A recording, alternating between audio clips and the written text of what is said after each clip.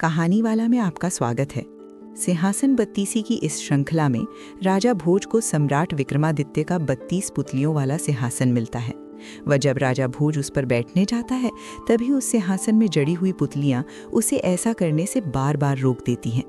वह उसे उस सिंहासन के सम्राट महाराज विक्रमादित्य की कथा सुनाती हैं जो जुड़ी हैं उसी सिंहासन से। तो चलिए आज की कहानी शुरू करते हैं। 17वें दिन प्रातःकाल। सूर्य की पहली किरणें महल की दीवारों को स्वर्णिम बना रही थीं। राजा भोज ने स्नान किया, पूजा अर्चना की और शांत मन से ध्यान में लीन हो गए। उनका चेहरा अब स्थिर था, मानो भीतर कोई निर्णय दृढ़ हो चुका हो। धीरे धीरे वे अपनी राजसभा की ओर बढ़े। राजसभा में पहुंचते ही वे और गंभीर कदमों से उस दिव्य सिंहासन की ओर बढ़ चले। सिंहासन आज भी उतना ही तेजस्वी था, मानो स्वयं देवताओं की आभा उसमें समाई हो। राजा उसके सामने आकर ठहर गए। कुछ समय उन्होंने उस दिव्य सिंहासन को निहारा। वह फिर जैसे ही कदम आगे बढ़ाया कि अचानक सिंहासन से एक दिव्य आभा प्रकट हुई और उनमें से एक सुंदर तेजस्विनी पुतली जीवंत हो उठी। वो थी पुतली सत्यवती। उसकी आवाज में मधुरता भी थी और चेतावनी भी। पुतली दृढ़ स्वर में बोली, सुनो राजा भोज। उसने गंभीर दृष्टि से उन्हें देखा। मैं तुमसे विचार करके एक कथा कहती हूँ जिसे सुनकर तुम स्वयं निर्णय करोगे कि तुम इस सिंहासन के योग्य हो या नहीं। राजा भोज सावधान हो गए। वह पुतली ने कथा आरंभ की। उज्जैनी नगरी, जहाँ हर दिशा में समृद्धि, विद्या और यश की सुगंध बिखरी रहती थी। उस समय वहाँ राज्य करते थे महाराज विक्रमादित्य। उनका दरबार मानो स्वयं इंद्र सभा का प्रतिरूप था। राजसभा में बैठे विद्वान केवल ज्ञानी ही नहीं बल्कि दूरदर्शी और नीति कुशल भी थे। राजा के पास 9 विशिष्ट विद्वानों की एक परिषद थी जो हर विषय पर गहन विचार विमर्श कर निष्पक्ष और न्यायपूर्ण परामर्श देते थे।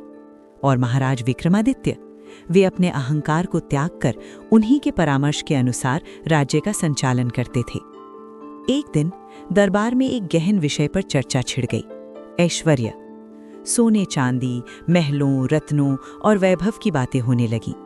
किसी ने कहा देवताओं के पास सबसे अधिक ऐश्वर्य है, तो कोई बोला स्वर्गलोक से बढ़कर कोई सुख नहीं। इसी चर्चा के बीच एक विद्वान धीरे से मुस्कुराया और बोला, महाराज, यदि सच्चे ऐश्वर्य की बात करनी हो तो पाताल लोक के राजा शेषनाग का नाम लेना होगा। दरबार में एक क्षण के लिए सन्नाटा छा गया। वो आगे बोला, उनका वैभव अद्वितीय है। पाताल लोक में ऐसी सुख सुविधाएं हैं जिनकी कल्पना भी मृत्युलोक में संभव नहीं। और सबसे महत्वपूर्ण बात, वे स्वयं भगवान विष्णु के परम सेवक हैं, इसलिए उनका स्थान देवताओं के समान माना जाता है। जो मनुष्य उनके दर्शन कर ले उसका जीवन धन्य हो जाता है। ये सुनते ही महाराज विक्रमादित्य के मन में एक जिज्ञासा जाग उठी। उनकी आंखों में एक तेज चमक उठा और उन्होंने गंभीर स्वर में कहा, यदि ऐसा है तो हमें स्वयं जाकर उस ऐश्वर्य को देखना चाहिए और ये भी जानना चाहिए कि क्या वास्तव में पाताल लोक का वैभव देवताओं से भी बढ़कर है। दरबार में हलचल मच गई। कुछ विद्वान आश्चर्य में थे तो कुछ के चेहरे पर चिंता की रेखाएं उभर आईं, क्योंकि पाताल लोक की यात्रा साधारण नहीं थी। लेकिन महाराज विक्रमादित्य का निर्णय अटल था। उनकी आंखों में केवल जिज्ञासा नहीं बल्कि सत्य को जानने की दृढ़ इच्छा थी। महाराज विक्रमादित्य ने अपने मन में दृढ़ निश्चय कर लिया। उन्होंने तुरंत अपने विश्वस्त सहायकों अगिया व कोयला बैताल का स्मरण किया। क्षण भर में ही वातावरण भारी हो उठा और अदृश्य से प्रकट हुए वे विचित्र पर शक्तिशाली बैताल। महाराज ने गंभीर स्वर में आदेश दिया, हमें पाताल लोक ले चलो, हम शेषनाग के दर्शन करना चाहते हैं। राजा के वचन सुनते ही बैतालों ने बिना विलंब किए उन्हें अपने साथ लिया व पाताल लोक की ओर चले। एक अद्भुत वेग से वे आकाश, दिशाओं और तत्वों को पार करते हुए क्षणों में ही पाताल लोक पहुंच गए। जैसे ही वे वहां उतरे, एक दिव्य दृश्य ने महाराज को विस्मित कर दिया। बैतालों ने दूर इशारा करते हुए कहा, महाराज, वो रहा शेषनाग का महल। इतना कहकर वे अदृश्य हो गए। अब महाराज अकेले थे, पर उनके सामने जो दृश्य था वो किसी स्वप्न से कम नहीं था। उन्होंने जैसे ही उस महल की ओर कदम बढ़ाए, उनकी आंखें चकाचौंध हो उठीं। वो महल शुद्ध सोने से बना हुआ था। उसकी दीवारों पर अनगिनत रत्न जड़े हुए थे, जो ऐसी अद्भुत चमक बिखेर रहे थे कि मानो स्वयं प्रकाश वहीं से जन्म ले रहा हो। उस महल की ज्योति इतनी प्रखर थी कि वहां दिन और रात का कोई भेद ही नहीं था। चारों ओर केवल उजाला ही उजाला था। हर द्वार पर कमल के फूलों की सुंदर बंधनवार लटक रही थी, जिनसे एक मधुर पवित्र सुगंध वातावरण में फैल रही थी, और उस लोक के प्रत्येक घर से मंगल ध्वनि सुनाई दे रही थी, मानो हर क्षण वहां उत्सव ही मनाया जा रहा हो। महाराज विक्रमादित्य कुछ क्षणों के लिए उस अद्भुत वैभव को निहारते रह गए। उनके मन में एक साथ दो भाव उठे, एक हल्का सा संकोच और एक गहन आनंद। संकोच इसलिए कि वे एक अनजाने दिव्य लोक में खड़े थे, और आनंद इसलिए कि उन्होंने ऐसा वैभव पहले कभी नहीं देखा था। धीरे धीरे वे आगे बढ़े और महल के विशाल द्वार के सामने जाकर ठहर गए। द्वार पर खड़े प्रहरी अत्यंत तेजस्वी और प्रभावशाली थे। उनकी आंखों में सतर्कता और चेहरे पर गरिमा थी। महाराज ने अत्यंत विनम्रता से हाथ जोड़कर कहा, हे द्वारपालों, कृपया हमारा संदेश अपनी स्वामी तक पहुंचाइए। उनकी वाणी में न कोई अहंकार था, न ही कोई उतावली, केवल शिष्टता और संतुलन था। वे आगे बोले, कहिए कि मृत्युलोक से एक राजा आपके स्वामी शेषनाग के दर्शन के लिए उपस्थित हुआ है। इतना कहकर महाराज शांत भाव से वहीं खड़े हो गए। उनकी दृष्टि द्वार के भीतर लगी थी और मन में एक ही प्रतीक्षा, क्या शेषनाग उन्हें दर्शन देंगे? महल के द्वार पर खड़े महाराज विक्रमादित्य प्रतीक्षा में थे। उनकी आंखों में धैर्य था और मन में अद्भुत उत्सुकता। उधर द्वारपाल शीघ्रता से भीतर गया। वो उस दिव्य सभा में पहुंचा जहां स्वयं शेषनाग विराजमान थे, अनंत तेज से युक्त, शांत, गंभीर और दिव्य आभा से घिरे हुए। उसने आदरपूर्वक झुककर हाथ जोड़े और कहा, महाराज, मृत्युलोक से एक राजा आपके द्वार पर उपस्थित है। वो बार बार दंडवत प्रणाम कर रहा है और आपके दर्शन की तीव्र अभिलाषा से अत्यंत व्याकुल है। द्वारपाल की बात सुनते ही शेषनाग के मुख पर एक हल्की मुस्कान उभर आई। वे तुरंत उठ खड़े हुए, जैसे कोई महान आत्मा किसी सच्चे भक्त के आगमन का सम्मान करने स्वयं चल पड़े हों। इधर द्वार पर खड़े महाराज विक्रमादित्य के कानों में एक मधुर गूंजती हुई ध्वनि आने लगी, राम कृष्ण, राम कृष्ण। वो ध्वनि मानो पूरे पाताल लोक में व्याप्त थी। हर दिशा से वही पवित्र नाम गूंज रहा था। और तभी महल के विशाल द्वार धीरे धीरे खुलने लगे। अंदर से प्रकट हुए शेषनाग। उनकी विशाल काया, अनेक फण और दिव्य तेज ऐसा था कि महाराज विक्रमादित्य अनायास ही भूमि पर साष्टांग दंडवत होकर गिर पड़े। उनका हृदय श्रद्धा से भर उठा, मानो वे किसी देवता के साक्षात दर्शन कर रहे हों। शेषनाग ने स्नेहपूर्वक मुस्कुराते हुए उन्हें आशीर्वाद दिया। उठो राजन। उनकी वाणी में ऐसी करुणा और शक्ति थी कि महाराज के मन का सारा संकोच पल भर में दूर हो गया। शेषनाग ने उत्सुकता से पूछा, कौन हो तुम? किस देश से आए हो? और यहाँ आने का क्या प्रयोजन है? महाराज विक्रमादित्य ने विनम्रता से हाथ जोड़कर उत्तर दिया, प्रभु, मैं मृत्युलोक का राजा विक्रमादित्य हूँ। उनकी आवाज में गहरी श्रद्धा थी। आपके ऐश्वर्य और महिमा के विषय में बहुत कुछ सुना था। मन में तीव्र इच्छा थी कि आपके दर्शन करूं। वे कुछ क्षण रुके, फिर भावुक होकर बोले, आज आपके दर्शन करके ऐसा अनुभव हो रहा है मानो करोड़ों यज्ञों का फल एक साथ प्राप्त हो गया हो। मेरा जीवन धन्य हो गया है। उनकी आंखों में कृतज्ञता थी और चेहरे पर संतोष की एक शांत चमक। शेषनाग ये सुनकर प्रसन्न हो उठे। उन्होंने स्नेहपूर्ण दृष्टि से विक्रमादित्य की ओर देखा। महाराज विक्रमादित्य ने दोनों हाथ जोड़कर अत्यंत विनीत स्वर में कहा, स्वामी, मेरा नाम विक्रमादित्य है। मैं मृत्युलोक का एक साधारण राजा हूँ और आज आपके चरणों के दर्शन कर मेरी मनोकामना पूर्ण हो गई है। उनकी वाणी में गहरी श्रद्धा थी।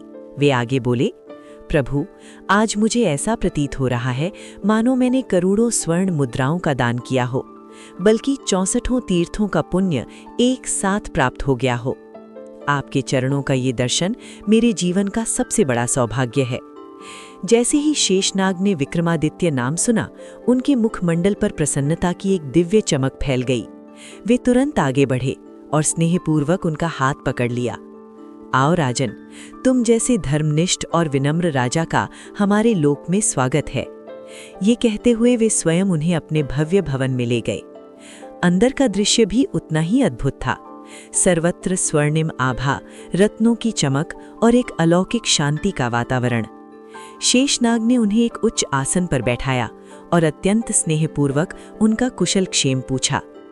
महाराज विक्रमादित्य ने शांत स्वर में कहा, प्रभु, आपके दर्शन मात्र से ही मुझे अपार आनंद प्राप्त हुआ है। अब मुझे किसी और सुख की आवश्यकता नहीं। शेषनाग ने मुस्कुराकर पुनः पूछा, राजन, तुम यहाँ किस उद्देश्य से आए हो और मार्ग में तुम्हें बहुत कष्ट तो नहीं हुआ? महाराज ने विनम्रता से उत्तर दिया, हे फणिनाथ, मार्ग में जो भी कष्ट आए, आपके दर्शन होती ही वे सब क्षण भर में दूर हो गए। अब तो केवल शांति और आनंद ही शेष है।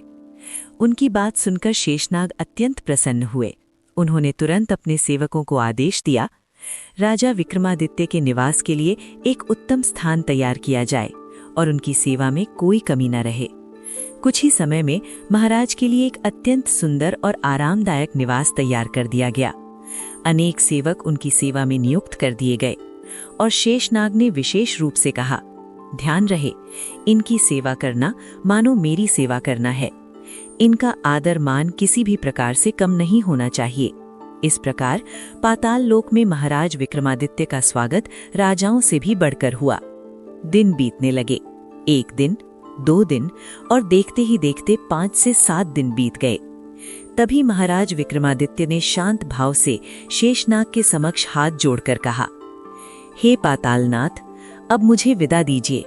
मैं अपने नगर लौटकर आपके गुणों का गान करना चाहता हूँ और आपके इस अतुलनीय उपकार को सदा स्मरण रखूंगा। उनकी वाणी में कृतज्ञता थी और मन में संतुलित वैराग्य। शेषनाग ये सुनकर मंद मंद मुस्कुराए। उनकी आंखों में एक दिव्य करुणा झलक उठी। वे बोले, राजन, तुम्हारे मन में अब अपने लोक लौटने की इच्छा जाग उठी है, तो हम तुम्हें खाली हाथ कैसे जाने दें। इतना कहकर उन्होंने अपने सेवकों को संकेत किया।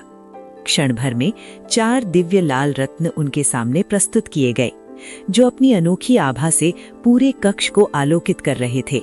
शेषनाग ने एक एक करके उन रत्नों के गुण बताते हुए कहा, राजन, ये पहला रत्न ऐसा है कि तुम जिस प्रकार का आभूषण या गहना चाहोगे वो तुरंत तुम्हें प्रदान करेगा। तुम्हें प्रतीक्षा भी नहीं करनी पड़ेगी। उन्होंने दूसरा रत्न उठाया और ये दूसरा रत्न तुम जितने भी हाथी, घोड़े, पालकियां या वैभव के साधन चाहोगे वो सब तुम्हें सहज ही उपलब्ध करा देगा। फिर तीसरे रत्न की ओर संकेत किया। ये तीसरा रत्न तुम्हारी इच्छा अनुसार असीम धन लक्ष्मी प्रदान करेगा। तुम जितनी समृद्धि चाहोगे ये उतनी ही तुम्हारे पास ले आएगा। अब उन्होंने चौथा और अंतिम रत्न अपने हाथ में लिया और उनकी वाणी और भी गंभीर पर मधुर हो गई। और ये चौथा रत्न सबसे अद्भुत है राजन। ये तुम्हारे मन में जितनी भी हरि भजन, धर्म कर्म और सत्कर्म करने की इच्छा होगी उसे पूर्ण करने की शक्ति देगा। ये कहते हुए शेषनाग ने चारों रत्न महाराज विक्रमादित्य को सौंप दिए। महाराज कुछ क्षण निःशब्द खड़े रहे। उनकी आंखों में कृतज्ञता और विनम्रता का गहरा भाव उमड़ आया। उन्होंने दोनों हाथ जोड़कर कहा, महाराज, मैं आपके गुणों की उपमा देने में असमर्थ हूँ। आपकी कृपा अपार है। उनकी आवाज भर्रा गई। बस मुझे अपना सेवक समझकर अपनी कृपा दृष्टि बनाए रखिएगा। ये कहकर उन्होंने पुनः साष्टांग प्रणाम किया और फिर भारी मन पर संतुष्ट हृदय के साथ वो वहां से लौटने को मुड़े। उन्होंने अपने बैतालों का स्मरण किया और अगले ही क्षण वे उन्हें अपने कंधों पर उठाकर पाताल लोक से वापस मृत्यु लोक की ओर ले चले। क्षण भर में वो पुनः अपने उज्जैनी नगर में पहुंच गए। पर अब विक्रमादित्य पहले जैसे नहीं थे। उनके पास केवल 4 रत्न ही नहीं थे, बल्कि एक अद्भुत अनुभव, एक गहरा ज्ञान भी था। पाताल लोक से लौटने के बाद एक दिन महाराज विक्रमादित्य प्रातःकाल अपने नगर का निरीक्षण करने निकले। वातावरण शांत था। हल्की धूप सड़कों पर फैल रही थी और प्रजा अपने अपने कार्यों में लगी हुई थी। महाराज धीरे धीरे नगर के मार्गों पर चल रहे थे कि तभी उनकी दृष्टि एक अत्यंत दुर्बल कृषकाय ब्राह्मण पर पड़ी। वो ब्राह्मण फटे पुराने वस्त्रों में झुका हुआ शरीर लिए कठिनाई से चलता हुआ उनकी ओर आ रहा था। जैसे ही वो पास पहुंचा, उसने थरथराते हाथों से प्रणाम किया और करुण स्वर में बोला, राजन, मैं एक अत्यंत निर्धन ब्राह्मण हूँ। मेरे पास कुछ भी नहीं है।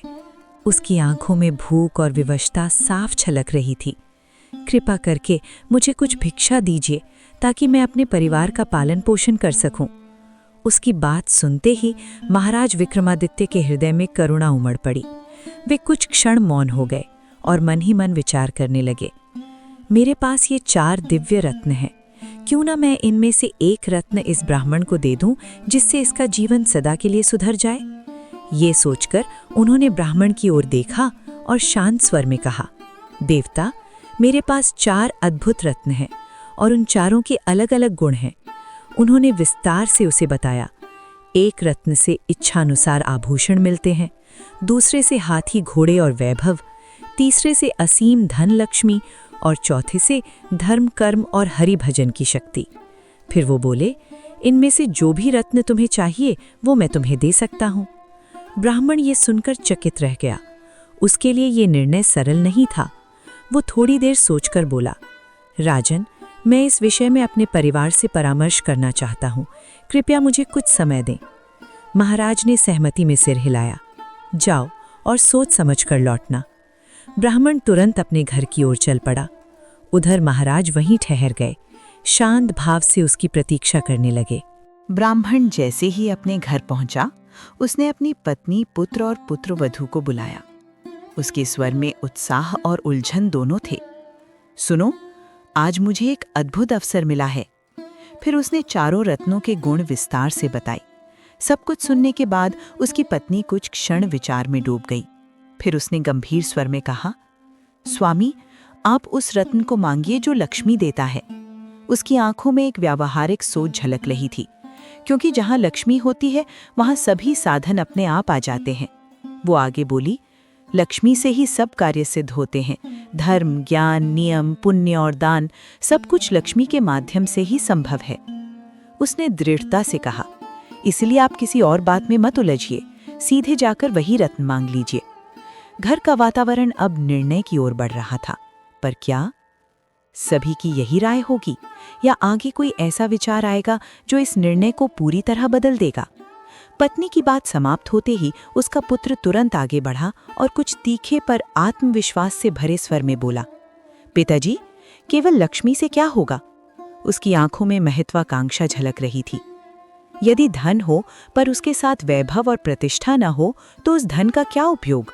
वो आगे बोला, जिसके पास हाथी, घोड़े, सेना और ठाट-बाट हो, उसी को इस संसार में राजा कहा जाता है और वही सबसे सिर झुकवाता है। उसकी आवाज में अहंकार की हल्की झलक थी। जहां वैभव और साधन होते हैं, वहीं संसार में यश और सम्मान मिलता है। अन्यथा धन होकर भी मनुष्य गुमनाम ही रह जाता है। उसने दृढ़ता से कहा, इसलिए आप वो रत्न लीजिए जो आपको वैभव, साधन और राजसी ठाट प्रदान करे, तभी आपका जीवन सफल होगा।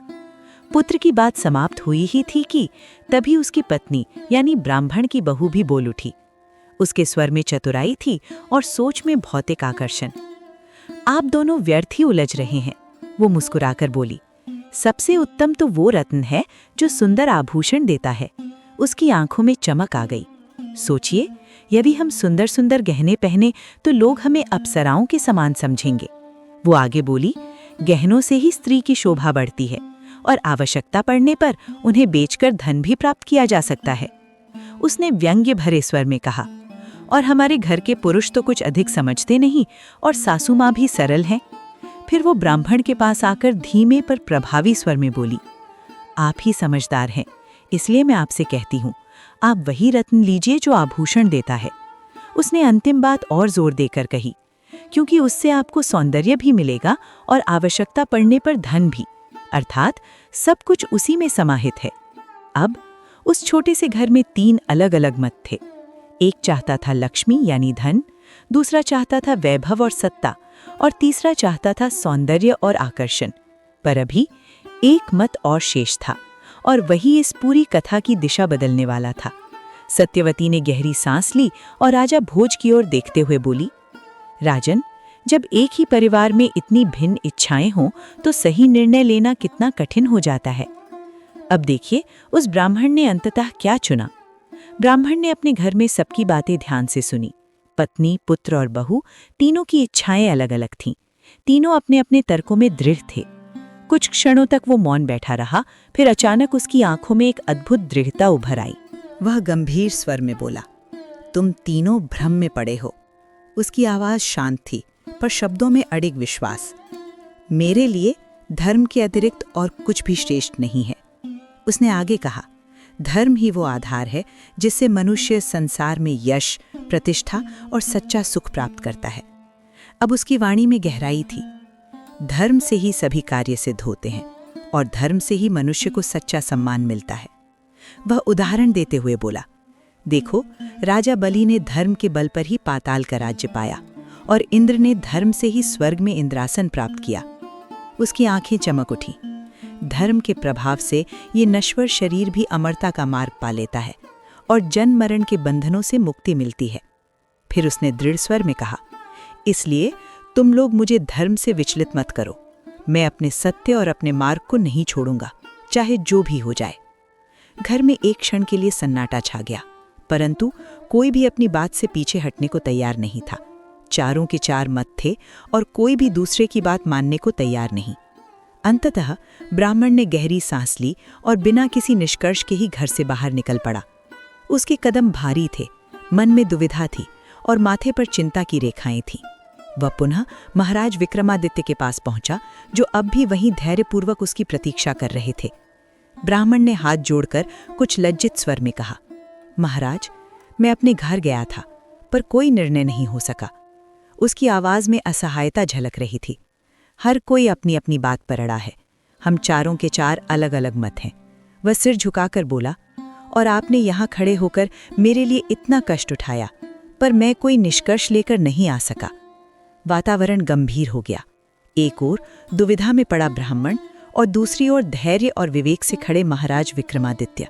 अब निर्णय किसका होगा? क्या ब्राह्मण अपनी किसी एक इच्छा को चुनेगा या महाराज स्वयं कोई ऐसा निर्णय लेंगे जो इस कथा को अमर बना देगा? ब्राह्मण की दुविधा सुनकर महाराज विक्रमादित्य के चेहरे पर एक शांत मुस्कान उभर आई। उन्होंने करुणा और उदारता से भरे स्वर में कहा, देवता, तुम अपने मन में तनिक भी निराशा या उदासी मत लाओ। उनकी आंखों में स्नेह था और वाणी में दृढ़ता।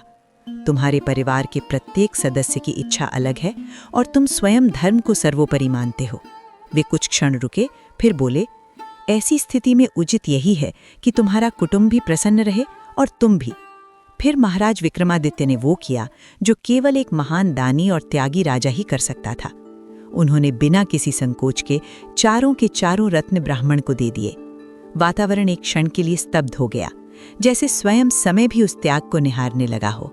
ब्राह्मण की आंखें आश्चर्य और आनंद से भर उठीं। उसके हाथ कांपने लगे। वह तुरंत भूमि पर गिर पड़ा और बार बार महाराज को प्रणाम करने लगा। महाराज, आपकी दया का मैं वर्णन नहीं कर सकता। आपने तो मेरा जीवन ही बदल दिया। उसकी आंखों से आंसू बहने लगे, पर वे दुख के नहीं, कृतज्ञता और आनंद के आंसू थे। आशीर्वाद देते हुए वह अपने घर की ओर चला गया। अब उसका जीवन सदा के लिए बदल चुका था। और उधर महाराज विक्रमादित्य, मानो कुछ हुआ ही न हो, वे शांत भाव से अपने महल लौट आए। न उनके चेहरे पर पछतावा था, न मन में कोई मोह। वे पुनः अपने नित्य कार्यों में लग गए, दान, धर्म और प्रजा सेवा में। सत्यवती ने राजा भोज की ओर देखा और उसके स्वर में अब कठोरता और चुनौती दोनों थी। सुनो राजा भोज, ऐसा दानी, ऐसा प्रतापी इस कलयुग में कौन है जो उन महान विक्रमादित्य के समान बन सके? वही इस सिंहासन पर बैठने का अधिकारी है। अन्यथा जो बिना उस योग्यता के इस पर बैठने का प्रयास करेगा, वह केवल पतन और दुख का भागी बनेगा। यह सुनकर राजा भोज का हृदय कांप उठा। वे धीरे धीरे सिंहासन से पीछे हटे। उनकी आंखों में अब अहंकार नहीं बल्कि गहन चिंतन था। वे अपने महल लौट आए। उस रात उन्हें नींद नहीं आई। वे बार बार उसी घटना के बारे में सोचते रहे। विक्रमादित्य का त्याग, उनकी उदारता और अपनी स्वयं की योग्यता। प्रातःकाल राजा भोज ने स्नान किया, पूजा अर्चना की और फिर गंभीर मन से अपने दरबार में आकर बैठ गए। इतने में उनके मंत्री और दीवान भी उपस्थित हो गए। सबके चेहरों पर उत्सुकता थी। वे जानना चाहते थे क्या आज राजा भोज उस सिंहासन पर बैठने का साहस करेंगे। तब राजा भोज ने पुनः शुभ मुहूर्त देखकर उस सिंहासन की ओर कदम बढ़ाए। वह तभी अगली पुतली रूपरेखा सिंहासन से प्रकट होकर बोली। दोस्तों, उस पुतली ने राजा भोज से आखिर क्या कहा, वह वृतांत हम आपको सुनाएंगे इस श्रृंखला के अगले भाग में। पर दोस्तों, आप जाने से पहले हमारे चैनल कहानी वाला को सब्सक्राइब अवश्य करें। साथ ही अगर ये कहानी आपको पसंद आई हो तो लाइक करें और हमें कमेंट करके बताएं कि आपको ये कहानी कैसी लगी। धन्यवाद।